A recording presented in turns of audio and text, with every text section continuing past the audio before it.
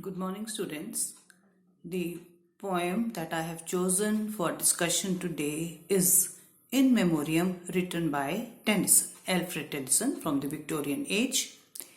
In Memoriam, of course, is a very long poem and elegy, as you all know, but in the syllabus of BA Sem 5, only an extract of it has been chosen, and today I wish to focus on that extract and discuss it in terms of the modern times, the present scenario of coronavirus through which we all are going, and suffering, of course, at our end, at the individual level, at the personal level.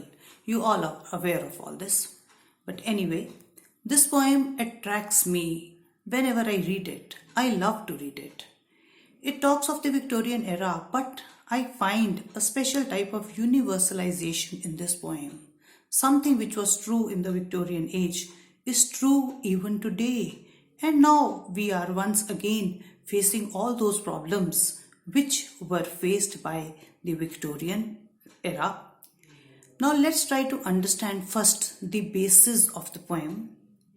It was an age, the Victorian age. Of course, it is supposed to be an age of optimism in which Browning is one of the greatest optimistic poet.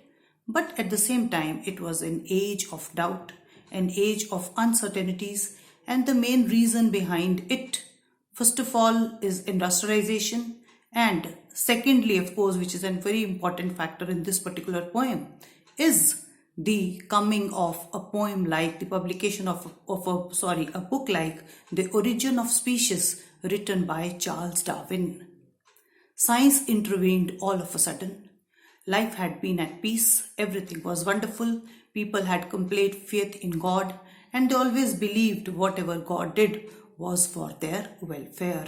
And every single thing, every single element, every single organism in this world was taken care of by God. But all of a sudden, a new theory intervened, and that theory was the theory of the survival of the fittest. So when we talk of the survival of the fittest, it means everything does not survive in this world.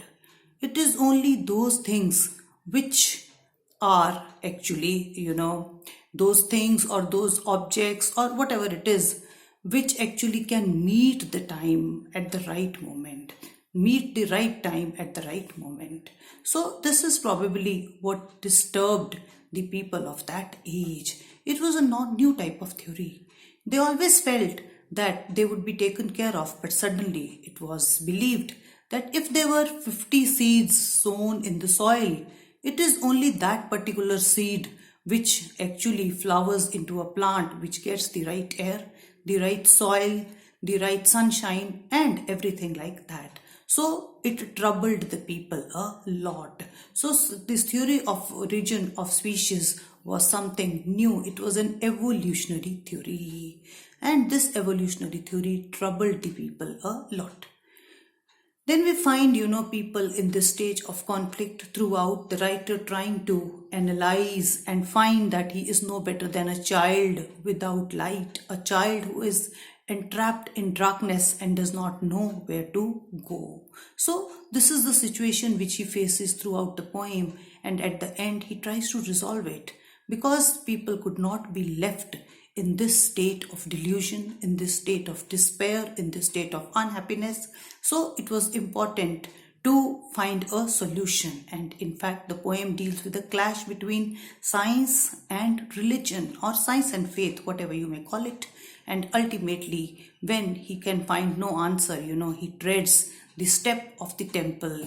He moves higher and higher, treads those steps, and realizes probably the only solution to this problem is faith.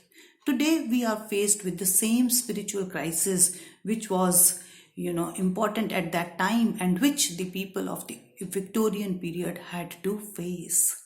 Today also we are going through similar times, and we fail to understand where to go, whether it is science or progress or whatever we may call it, that has actually, given us the happiness which we really wanted, for which we fought throughout life. And that same age-old question, are we happier than our forefathers surrounds us even today. So in this scenario, we do not know whether the times that were there 100 years earlier or 50 years earlier were better times than the times that we are going through now. It's again an evolutionary progress, evolutionary stage in our life. And once again, digitalization, which has become a very, very important part of our life, is disturbing us, throwing around us that same spiritual crisis which the people met with in the Victorian age, and which Tennyson mirrors very beautifully, in his poem, the In Memoriam. And I think it's a beautiful poem. All of you should read it. This is the basic background which should be very clear to you before actually you start reading the poem. Thank you, students.